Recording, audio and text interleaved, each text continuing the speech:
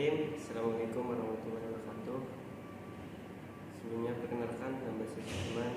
Saya dari kelompok 5, dimana pada kesempatan kali ini kami dari kelompok 5 akan mempresentasikan daripada hasil kelompok kami, yaitu dengan judul Sistem Standarisasi Mutu. Sebelum masuk pada tahap isi materi daripada sistem standarisasi mutu, mari kita bedah terkait dengan judul ataupun tema sistem standarisasi mutu itu sendiri.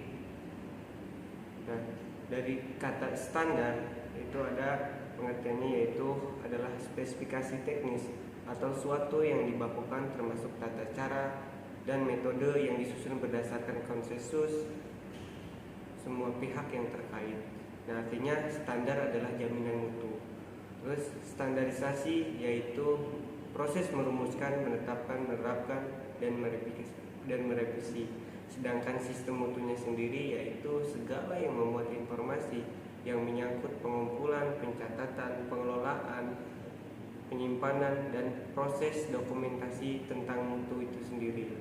Nah, ada fungsi ataupun tujuan daripada sistem standarisasi mutu itu sendiri. Ada apa aja? Ada validasi, reliability, precision, accuracy, dan reproducibility. Nah, untuk slide selanjutnya akan dijelaskan oleh rekan saya.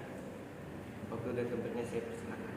Atas kesempatannya, saya akan menjelaskan tentang tujuan dari sistem standarisasi mutu. Yang pertama ada validasi.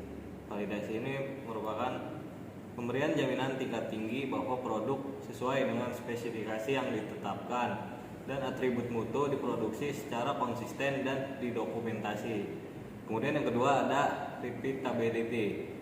Merupakan keadaan di mana hasil uji yang diperoleh dengan menggunakan metode yang sama pada laboratorium yang sama dikerjakan oleh operator yang sama serta peralatan yang sama pada interval pada waktu yang singkat. Nah, kemudian ada precision.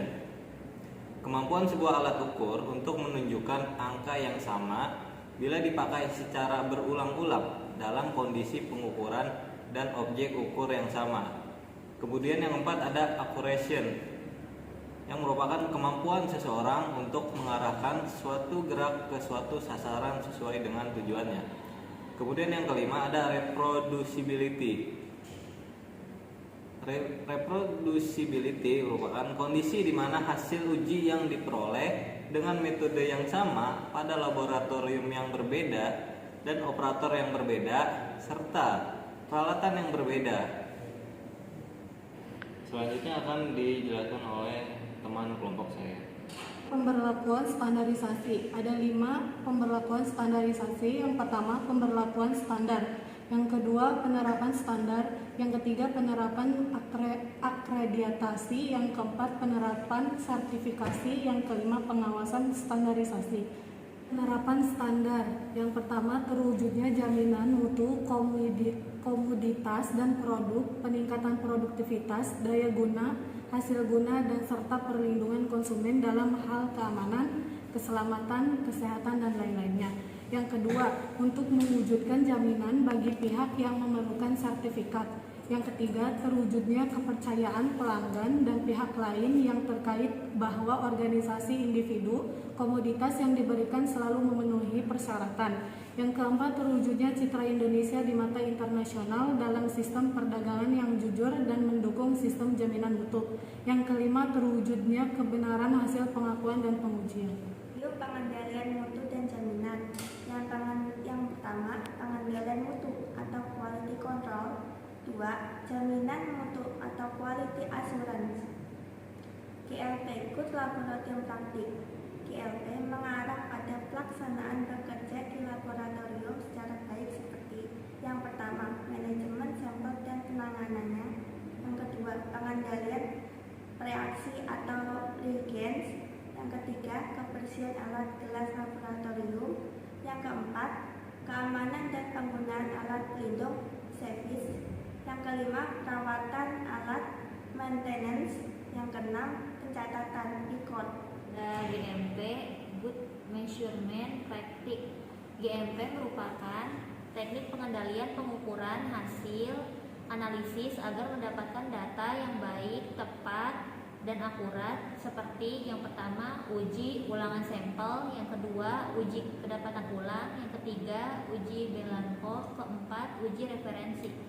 Selanjutnya, penerapan sistem mutu secara efektif memerlukan sistem yang terstruktur, terdokumentasi dengan baik dengan adanya sistem dokumentasi penerapan sistem manajemen mutu berupa yang pertama panduan mutu atau manual mutu atau pedoman mutu, yang kedua panduan prosedur, yang ketiga panduan instruksi kerja, yang keempat formulir atau rekaman. Selanjutnya ada persyaratan dokumentasi. Yang pertama persyaratan terdokumentasi dari kebijakan mutu dan tujuan mutu, yang kedua manual mutu, yang ketiga prosedur terdokumentasi, yang keempat dokumen yang dibutuhkan oleh organisasi untuk menjamin efektivitas perencanaan, pengoperasian dan pengendalian proses, yang kelima rekaman yang dibutuhkan oleh standar internasional. Itu saja materi yang dapat kelompok kami sampaikan. Kurang lebihnya mohon maaf. Bila kita berdaya. Assalamualaikum warahmatullahi wabarakatuh.